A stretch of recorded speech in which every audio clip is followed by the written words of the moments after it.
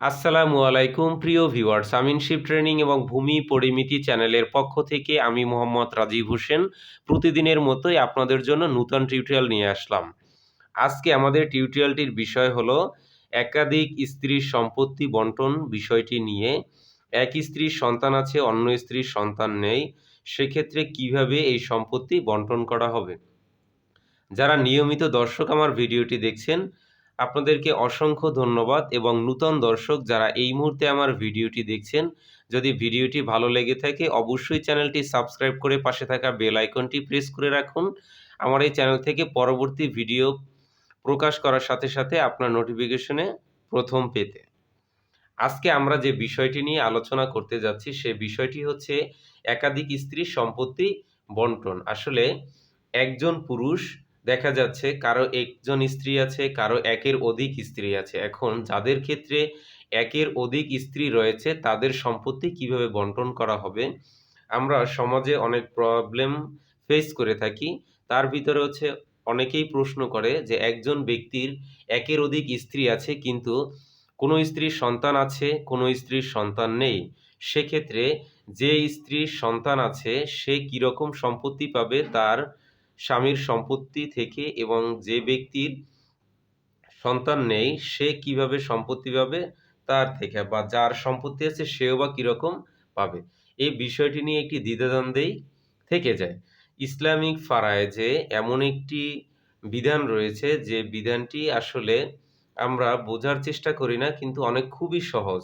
সেই বিষয়টি হচ্ছে ইসলামিক ফারায়েজে একজন ব্যক্তি যার সম্পত্তি বন্টন করা হবে সে ব্যক্তি যখন মৃত্যুবরণ করে তারপর থেকেই তার ওয়ারিশগণ সেই সম্পত্তির মালিক হন। এখন সেক্ষেত্রে সম্পত্তি স্ত্রীর কিনা সেটি দেখার বিষয় না।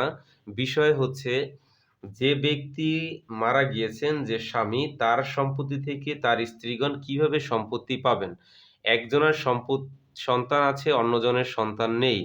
এখানে দেখা হচ্ছে ইসলামিক হিসাবে যেই ব্যক্তি পুরুষ তার সন্তান আছে কিনা, সেটা প্রথম ঘরে হোক কিংবা দ্বিতীয় ঘরে হোক, যে কোনো সন্তান যদি থাকে যে কোনো ঘরে, তাহলে প্রত্যেক স্ত্রীগণ একই নিয়মে সম্পত্তি পাবে। এবং যদি সেই পুরুষের একাধিক স্ত্রী আছে কিন্তু কোনো সন্তান নাই, তাহলে সেই নিঃসন্তান স্ত্রীগণ একই নিয়মে সম্পত্তি পাবে। সেটি হচ্ছে এরকম, যদি কোনো স্ত্রীর দেখা যাচ্ছে একজন পুরুষ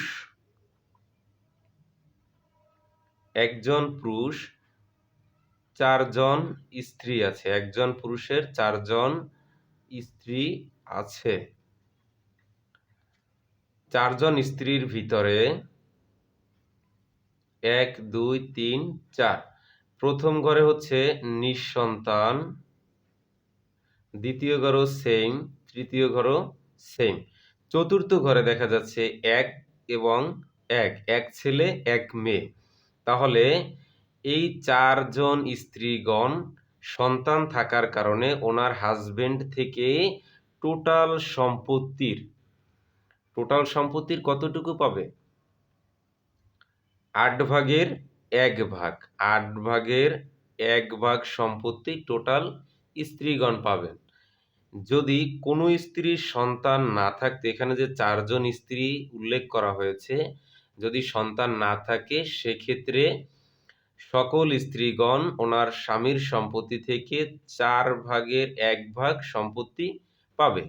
এটি হচ্ছে একদম সহজভাবে, সাধারণভাবে আপনাদের বোঝানোর জন্য এই বিষয়টি এভাবে আমি করিয়ে দেখলাম, যাতে আপনারা সহজে বুঝতে পারেন।